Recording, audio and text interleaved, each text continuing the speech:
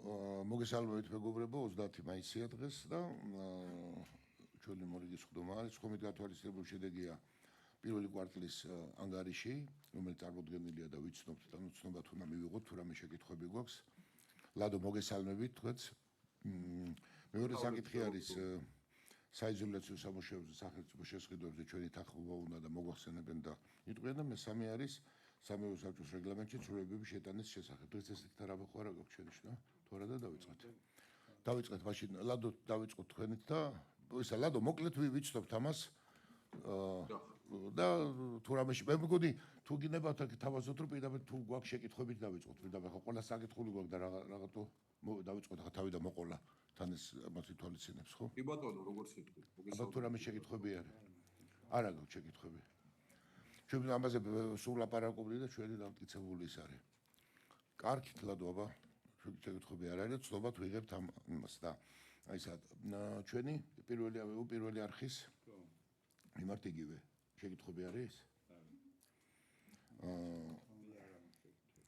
არ არის შეკითხვები. კარგით. უკაცრავად მარტო ერთ განცხადებას ახლა ჩვენ ძალიან ბევრი ადამიანი გვიყურებს პირდაპირ ეთერში და შემდგომ ჩანაწერსაც ნახავს. შეკითხვები არ აქვს, ეს იმას არ ნიშნავს, რომ ჩვენ თვალყურს არ ვადევნებთ საზოგადოებრივი მაუწყებლის და აჭარის საზოგადოებრივი მაუწყებლის ანგარიშებს, რა თქმა უნდა, ჩვენ ამას წინასწარ ვეცნობით, წინასწარ გვიგზავნიან და შესაბამისად თუ გაჩნდება და როცა გაჩნდება და თუ კი ამისი აუცილებლობა იქნება, კრიტიკულ შეკითხვებსაც დავსვამთ და შესაბამისად პასუხებსაც მოვისმენთ საზოგადოებისთვის, რომ საინტერესო იყოს და დანარჩენი ხო ანუ ეს არის ის რაც ჩვენ ყველაფერი ჩვენ გვაქვს ინფორმაცია რაც წავიკითხეთ ეს არის გამოგზავნილია და წავიკითხეთ. კარგი. მაშინ ისა დირექტორს თხოვრო ან თვითონ ან წარმოადგინოს ეს აუცილებლობა და რა ხდება ამ ტენდერთან დაკავშირებით და რა არის რაზე ითხოვთ კი ბატონო მოგესალმებით პირველ რიგში ჩვენთვის პირველი კვარტალი ძირითადად მნიშვნელოვანია ახალ შენობაში გადმოსვლა და სწორედ ამ ეს პერიოდი ემთხვევა როდესაც პირველად გავიდა მოამბე ეთერში და რეალურად მაუწყებლობა დავიწყეთ ამ შენობიდან და ძირითადად ეს ანგარიში სწორედ ამ ყველაზე მსხვილ პუნქტს ეძღვნება, ამიტომ გასაგებია რომ ამაზე ბევრი შეკითხვა ალბათ არ გვექნება, ყველაფერი ეთერში გვაქვს და ყველა ის ამ ახალ შენობაში ვიმყოფებით. რაც შეეხება ჩვენს მიერ შემოტანილ საკითხს, ეს ეხება D-ბლოკის ხმის იზოლაციის პროექტს, რომელიც ასევე გამოცხადებული იყო ტენდერი და ვითხოვთ ასე ვთქვათ შეთანხმებას უკვე კონტრაქტორთან ტენდერში დღეს გაიხსნა და უკვე არსებობს პრეტენდენტი, ცხადია ყველა დოკუმენტი შემოწდება, თუ შეესაბამება კანონს გაფორმდება ხელშეკრულება და ბორდისგან ვითხოვთ ასე ვთქვათ ფორმალურ და არაფორმალურ თანხმობასაც.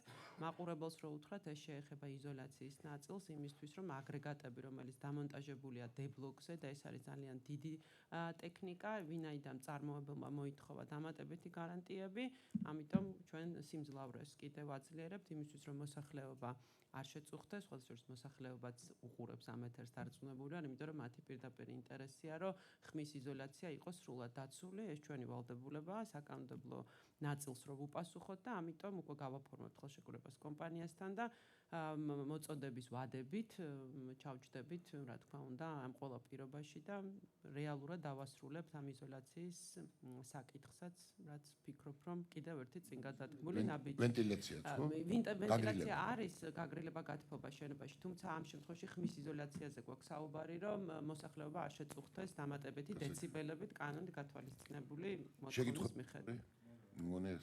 ტენდერი გაიხსნა როგორ შედეგი დაცულდა? გაიხსნა და დაახლოებით 300,000-500,000 ლარამდეა დაკლებული ტენდერში, ანუ სხვაობა, რაც ჩვენთვის ძალიან სასიხარულოა, რა თქმა უნდა, დოკუმენტაცია მოწმდება და იმ შემთხვევაში თუ ყველა პირობას, ასე ვთქვათ, აკმაყოფილებს კომპანიასთან გაფორმდება ხელშეკრულება. თუ არა იმედი მაქვს ტენდერში სხვა მონაწილეებს. კი ბატონო, ვინ არის მოხრე რომ გაქვთ სამეურვეო საბჭო გაძლევს თანხმობას.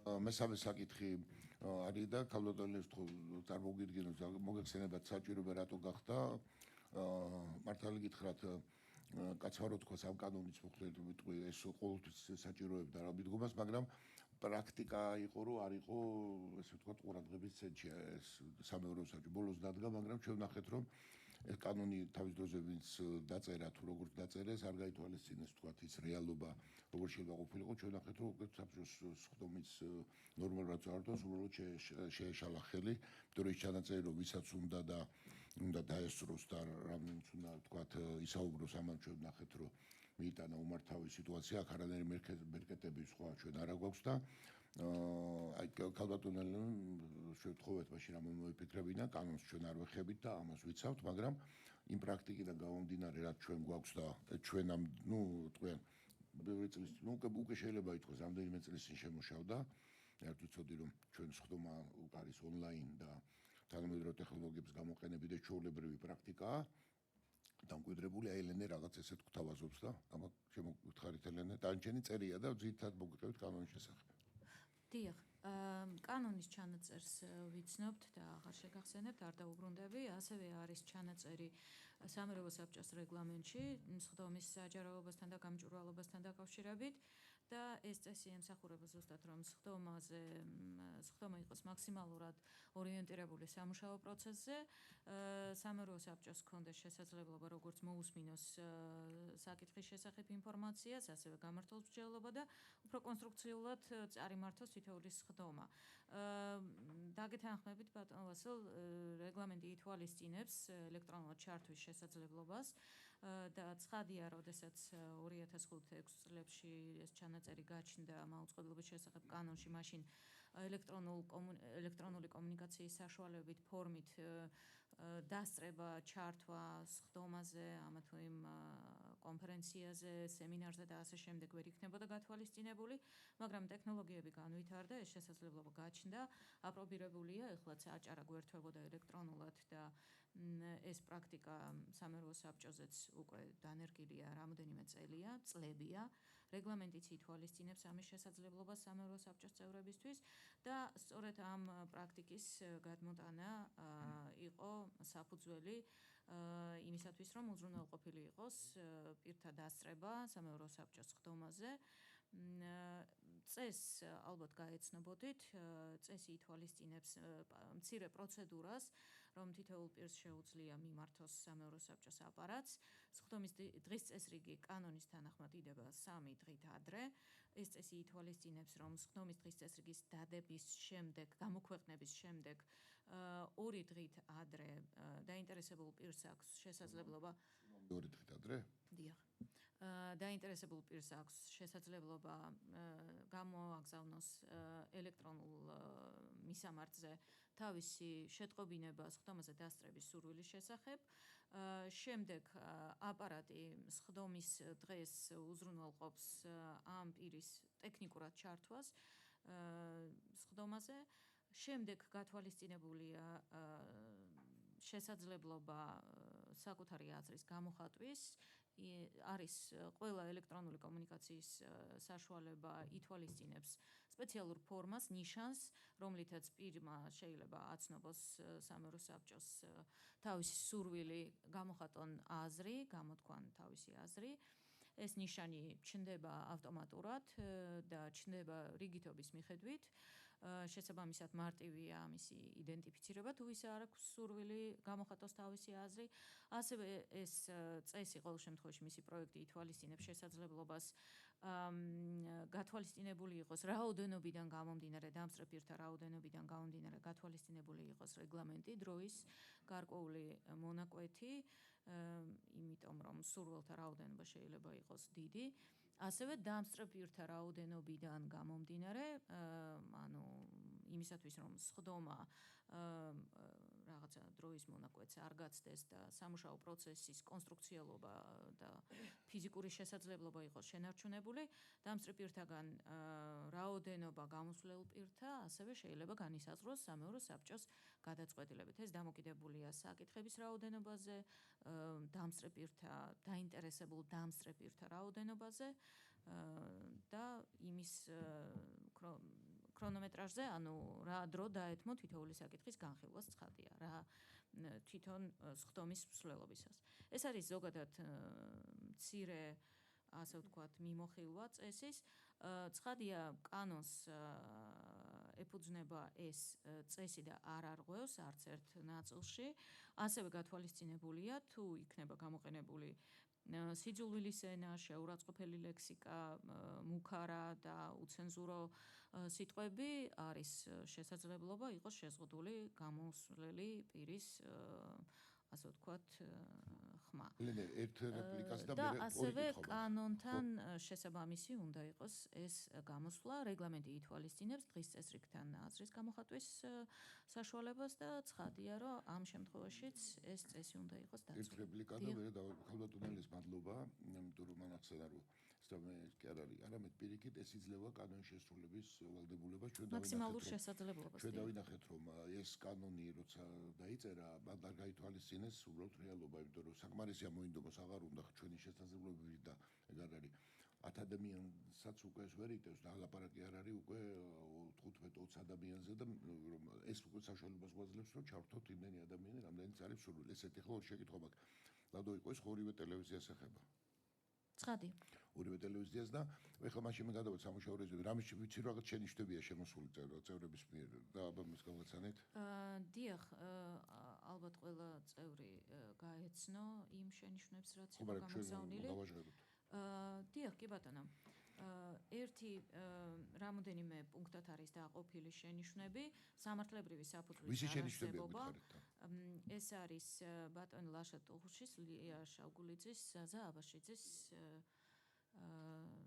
მიერ ხელმოწერილი მეილზე გადმოგზავნილი შენიშვნები. 5 პუნქტისგან არის შემდგარი ეს შენიშვნები. პირველი სამართლებრივი საფუძვლის არარსებობა, აღნიშნული ცვლილება არ ეფუძნება მაუწყებლობის შესახებ საქართველოს კანონს ან სხვა სამართლებრივ აქტს. ამ შემთხვევაში ვერ გავიზიარებ სამეურვეო საბჭოს წევრების ამ მოსაზრებას.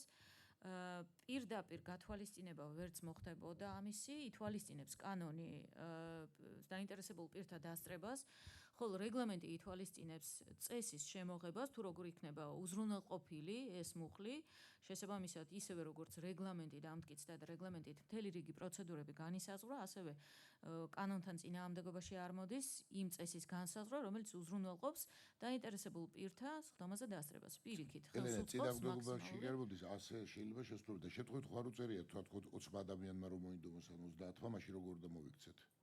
არა, ამაზე მითითება არ არის. აბა ხო, აი, შემდეგ განმარტებითი ბარათის არარსებობა, ცვლილებას არ ახლავს განმარტებითი ბარათი, რომელიც დაასაბუთებდა მის აუცილებლობას და მიზანშეწონილობას. მითითებულია ამ შემთხვევაში ადმინისტრაციული კოდექსი. ამ შემთხვევაშიც ვერ გავიზიარებ სამეურვეო საბჭოს წევრთა შენიშვნას, ვინაიდან პირველი რომ ეს არის უბრალოდ შევსება იმ დებულების, რომელიც გათვალისწინებულია უკვე რეგლამენტით, ეს ერთი და მეორე. მე მგონი იანვრიდან, დაახლოებით იანვრიდან, შეიძლება დეკემბრიდან სამეურვეო საბჭოს წევრები ასევე ესწრებოდნენ ონლაინ ან არ ესწრებოდნენ, მაგრამ უყურებდნენ ყოველ შემთხვევაში ჩანაწერში თუ რა ხდებოდა სამეურვეო საბჭოს სხდომებზე და მე მგონი გასაგებიც არის და ახსნა უშუალოდ სხდომაზეც გაჟღერდა და დავალება როცა იყო ჩემთვის მიცემული, იქაც იყო საუბარი დასაბუთებაზე.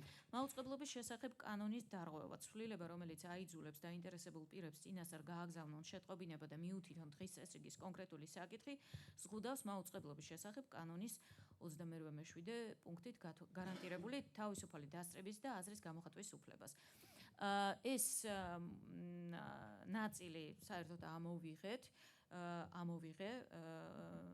გავითვალისწინე რა ეს რომ დამატებით არ ითხოვს ეს წესი თუ რა საკითხთან დაკავშირებით დაინტერესებულ პირს სურს დასწრება სხდომაზე. ამჟამად რა რედაქციითაც თქვენ უყურეთ კენჭს ეს ნაწილი ამოღებულია და ამაზე მოგახსენეთ კიდევაც, რომ საკმარისია უბრალოდ მომართვის გამოგზავნა დასწრების სურვილით. თუ სამეურვეო საბჭოს წევრები პრინციპული არ არის და შევიდა ამოვიღოთ, თუმცა მე ამას უყურებდი პირიქით. თავდაპირველ რედაქციაში დიახ იყო ეს გათვალისწინებული და მე მგონი სამუშაო პროცესისთვის უფრო გამართულია ბოდიში. იმიტომ რომ ეს უფრო იცავდა გამოსვლის უფლებებს, იმიტომ რომ გამომდინარე იქიდან რომ რამდენიმე დღის წესრიგია და თუ ადამიანს ეკდებოდა რაღაც მითითება, თუ რაღაცა ეკდებოდა მონაწილეთა რაოდენობის განსაზღვრა, ცხადია რაღაცა მიენიჭებოდა თუ მარტო ის გამოთქვამდა, მაგრამ ნუ ეხლა ის იქნება საერთო ქვაბში მოექცევა და კი ბატონო, თუ ეს მე მეგონა რომ პირიქით იქნებოდა ეს ადამიანს უფრო უზდიდა შესაძლებლობებს მოკლედ და არა რა მშვილობა აქვს მაგას ამოვიღოთ კი ბატონო. დიახ, ეს უფრო ემსახურებოდა სამუშაო პროცესის დახვეწას. ცვლილება, რომელიც მოითხოვს ელექტრონული პოსტის გამოყენებას, შესაძლოა ზღუდავდეს იმ პირების მონაწილეობას, რომლებსაც არ აქვთ ინტერნეტის ან ელექტრონული პოსტის ხელმისაწვდომობა.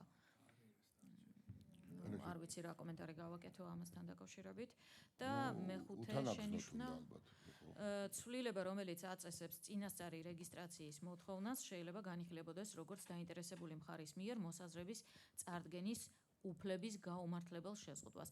წინასწარ რეგისტრაციას არ ვითხოვთ, გაუგებარია რატომ არის ეს მითითებული როგორც შენიშვნა და არ მგონია რომ ეს წესი საერთოდ ეს დაზუსტება პროცედურული ემსახურებოდეს ვინმეს უფლების შეზღუდვას. პირიქით ემსახურება მაქსიმალური პირების დასწრების უზრუნველყოფას სხდომაზე და შესაძლებლობას თავისი აზრი გამოხატონ დღის წესრიგთან დაკავშირებით.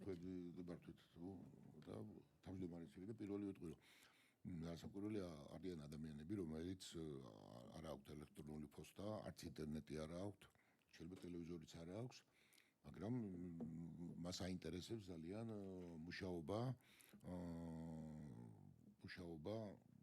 სამუშაო პროცესში ჩართვა და პროცესში მონაწილეობა. ასე შემთხვევაში ერთ-ერთი გზა არის ალბათ რომ საბჭოს წევრს უნდა მიმართოს ასე შემთხვევაში და კითხვა უნდა დადგეს, იმიტომ რომ ჩვენი ცხოვრება მოიტანა ამან, ეს ჯერ კიდევ 10 წლის წინ იყო ნონსენსი, ვინმეს რომ ეთქვა რომ ონლაინ უნდა გამართულიყო, დღეს სამეურო საბჭოს წევრებიც სარგებლობენ და ჩვეულებრივი ფორმა არის დადგენილი, ჩვენ არ დაგვიდგენია, მადლობა ღმერთს. ვიტყვიან და ნუ ეგეთი წესია და რას ვიზამთ ახლა თუ ვიღაცას ეს არ აქვს, მაგრამ მაინც აინტერესებს, ნუ ალბათ რაღაცა სხვა ფორმა უნდა მოძებნოს. ახლა მეც შეიძლება მე მაგალითად მაინტერესებს რა შვებია ხოლმე ადამიანები მანქანას როგორ აჩერებენ, ვისაც თქვათ ეს არ აქვს და ასე შემდეგ. რა დღეს უკვე ალბათ მიდიხარ აუხსებინებენ. ეს არ მგონია შეზღუდვა იყოს, თუმცა ალბათ თუ ესეთი ადამიანები იჩივლებენ სასამართლო დაადგენს ამ ნორმას და შეიძლება იყოს რომ ონლაინი აიგზავნოს და ასე შემდეგ, არ ვიცი ახლა, მაგრამ მგონი ეს ყველაფერი იმ რეჟიმშია, რა რეჟიმში ჩვენ მუშაობთ. ახლა ღია კარების მტრება მგონია ეს მართალი გითხრათ. ანუ ამას ვერ გავითვალისწინებთ დიდი პატივისცემის მიუხედავად. მე მგონი რომ ახლა ეს არია გასხვებული აზრი, შეიძლება იყოს დიდი სამჯერო ადამიანს თუ ინტერნეტი და ის არა აქვს და თან რა მაინტერესებს მე ახლა მე ირონიით არ ვამბობ და ეს ხო არ არის მითითება ადამიანს არ აქვს ინტერნეტი ადამიანს ერთს არ აქვს ტელეფონი, არ აქვს კიდე რა აქვს ელექტრონული პოსტა და მე გარწმუნებთ რომ ეგეთი 100 ადამიანი რო შემოვა ტელევიზიაში, ამიტომ უნდა შემოვიდეს და უნდა დაესწროს სხდომას. მე გეტყვით სინამდვილეში რა განზრახვებით შეიძლება აქ იყოს და ჩვენ მოგვისმენია ამ განზრახვების შესახებ და სწორედ ამიტომაც ვიღებთ ამ რეგლამენტს. ესე იგი მე ჩვენ ვისმენთ ხოლმე დაპყრობის შესახებ. შორს ვარ წავიდეთ ხო? აბა გაუგებარი თემა არის. კარგით. შეკითხვები ხო არა გაქვთ? გიბძანეთ.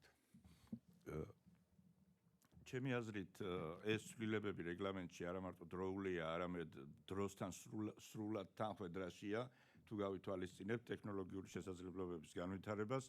პირველი რომ კანონის მოთხოვნა რომ ყველას აქვს დასწრების უფლება და საკუთარი მოსაზრების გამოთქმის და არა დებატებში მონაწილეობის, ეს ხაზგასასმელია, მოსაზრების გამოთქმის უფლება ყველას აქვს. შემდგომ ჩვენმა რეგლამენტმა ეს დააზუსტა და მოსაზრების გამოთქმაში იგულისხმება კონკრეტულ განსახილველ საკითხთან დაკავშირებით მოსაზრების გამოთქმა, ანუ დაავიწროვა უფრო ეს, არ შეზღუდა კანონის უგულებელყოფით, ასე ვთქვათ, მაგრამ დააზუსტა რა საკითხებზე ახლა აქ ადამიანებმა მიტინგები ატარონ სამეურვეო საბჭოს სხდომაზე, ეს ამისთვის არ არის გათვალისწინებული და სხვათა შორის ის კანონის ის ჩანაწერიც არ გულისხმობს იმას, რომ ახლა აქ ვიღაცა შეუძლია შემოვიდეს ბანერები, გაგვიშალოს აქციები, ჩაგვიტაროს სამეურვეო საბჭოს სხდომაზე.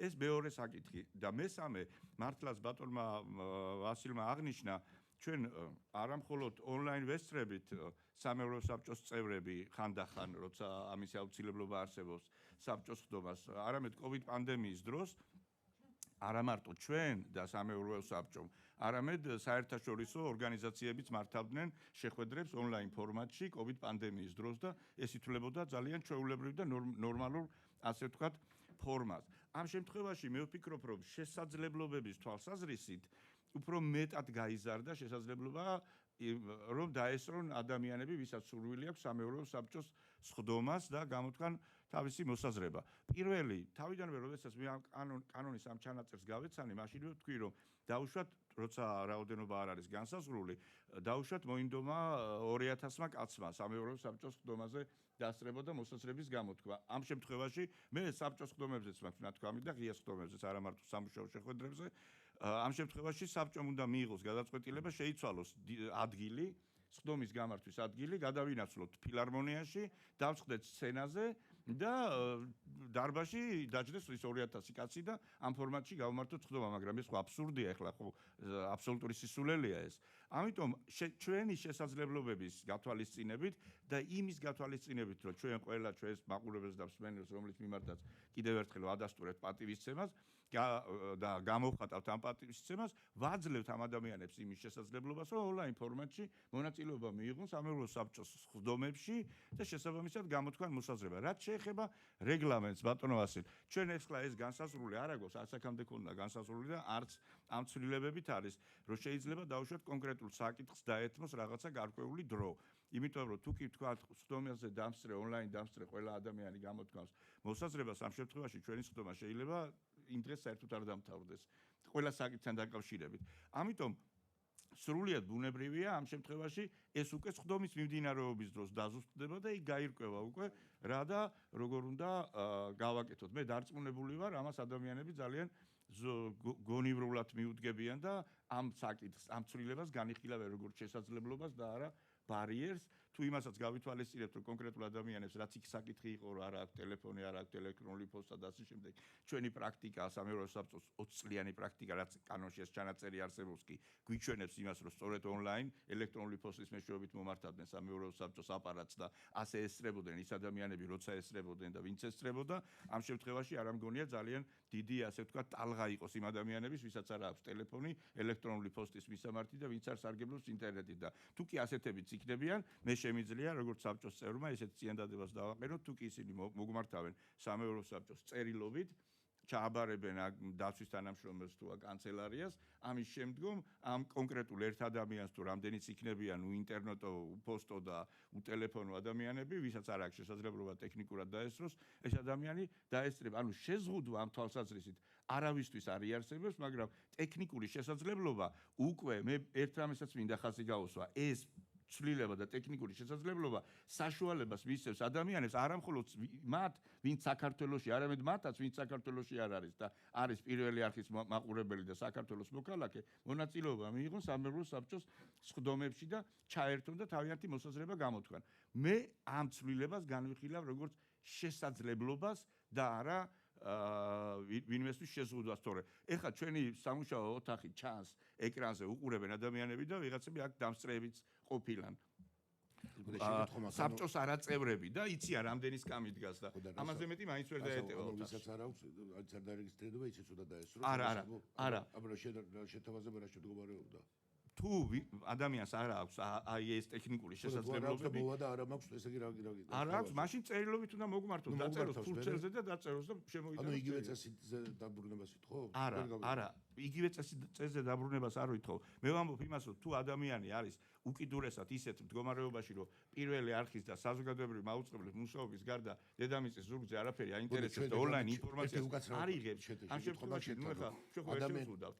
ადამიანი თუ გიწერს განცხადებას, რომ მე არა მაქვს ინტერნეტი და არა მაქვს ონლაინ და გიწერდა გქთო ფიზიკურად, ანუ დავბრუნდეთ ისევე რეჟიმში? არა, არაფერს. არა, არ დავბრუნდეთ იმ ადამიანებს, როგორც ჩვენ რა მხოლოდ ონლაინ შეგვიძლია რომ ჩავთოთ ეს ადამიანები?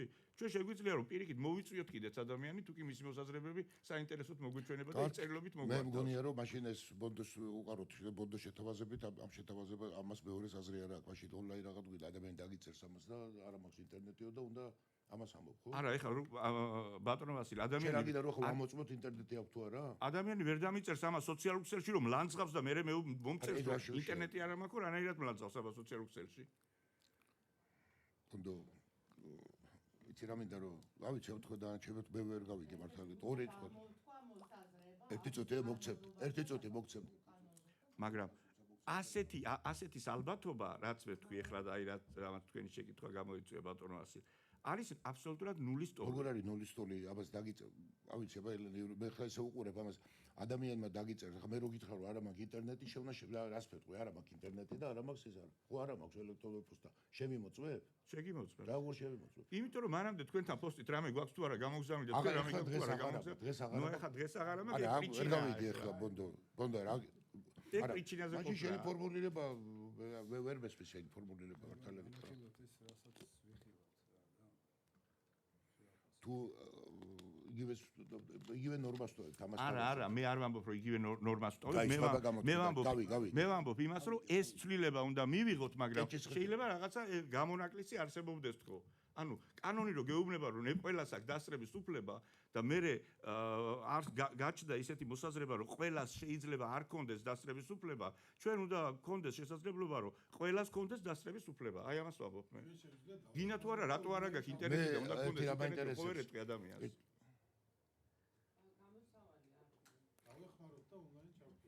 ანუ რაღაცა ფორმით დავეხმაროთ ამ ადამიანს.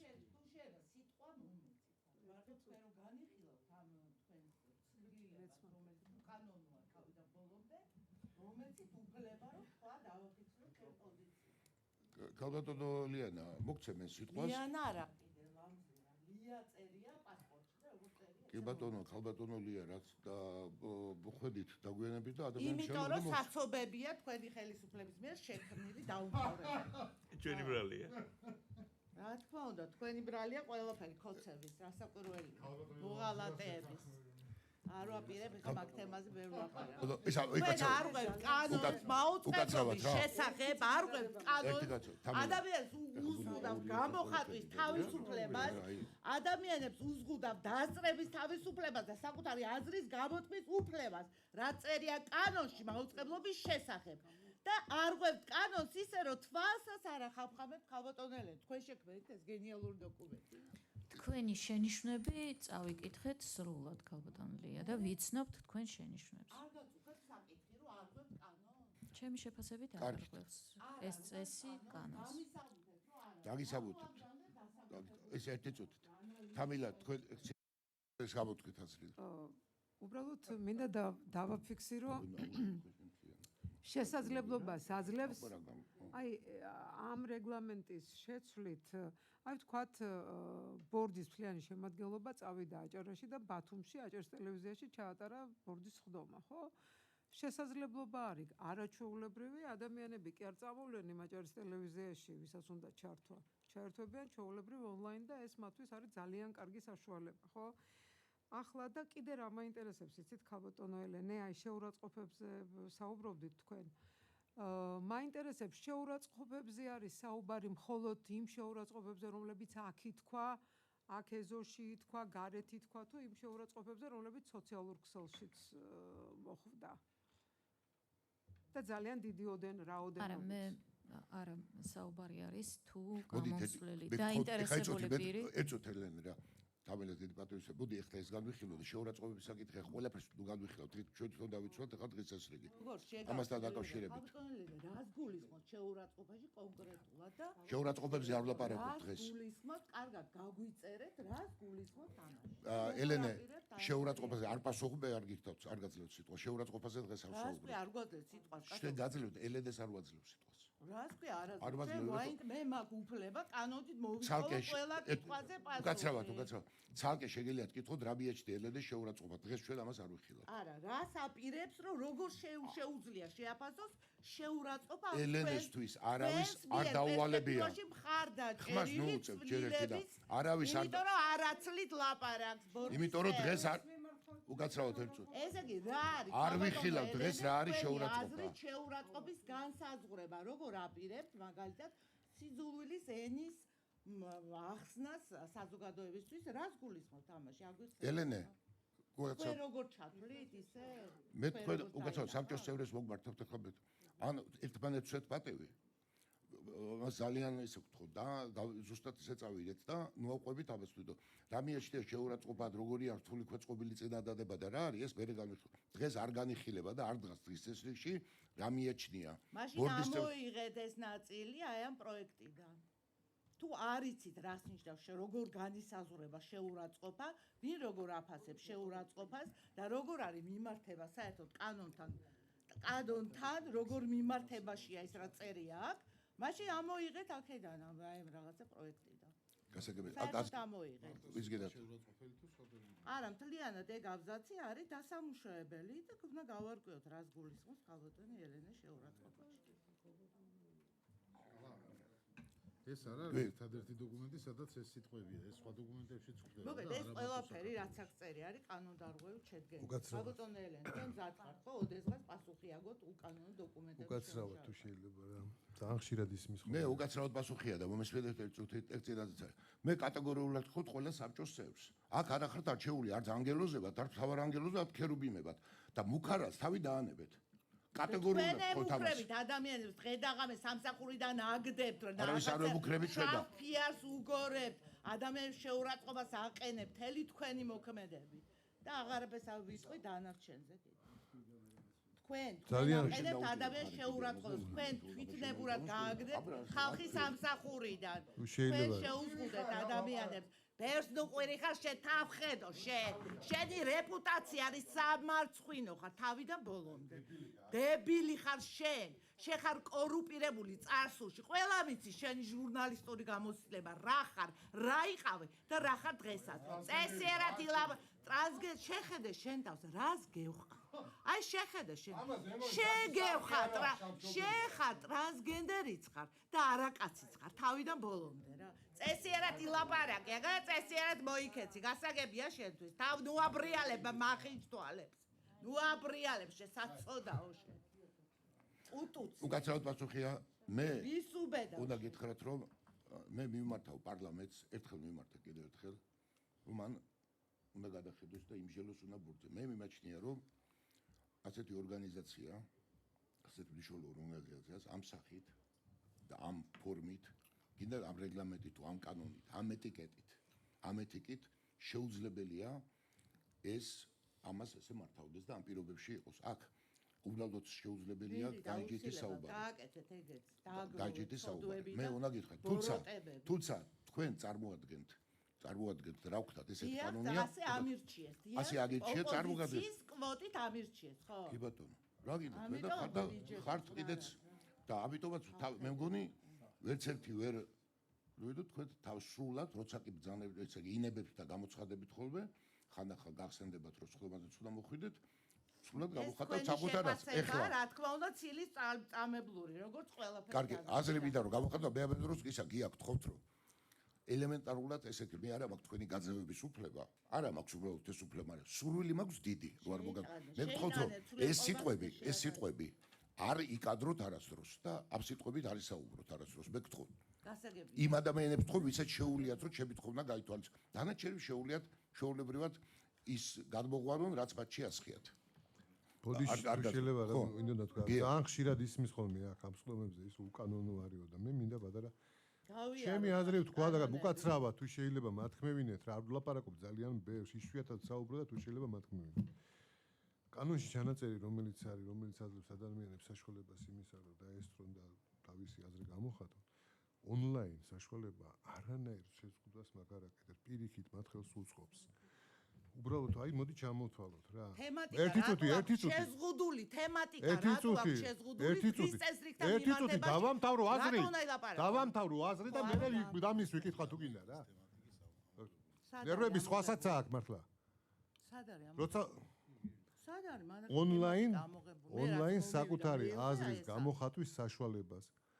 მე პირადად მქონდა ეს ხოვრებაში როდესაც აჭარის ტელევიზიაში მოინდომეს ძალიან ბევრმა ადამიანებმა დასწრება ამისათვის მქონდა საშუალება ტელევიზიას და დარბაზში გავაკეთე და იცით რა მოხდა ქალბატონო რა მოხდა ის რომ ძლივს გავაშველეთ ხალხი იქ მუშტიკრივისგან რა ერთი და მეორე მხარე ეს თუ გინდათ კი ბატონო ონლაინ საშუალება კიდევ ვამბობ რა არც ინტერნეტი აკრძალული არც ტელეფონია აკრძალული არც პოსტა აკრძალული არაფერი არ არის აკრძალული ადამიანს თუ აქვს სურვილი გამოიყენებს ამ საშუალებებს და მიიღებს მონაწილეობას იმ სხდომაში.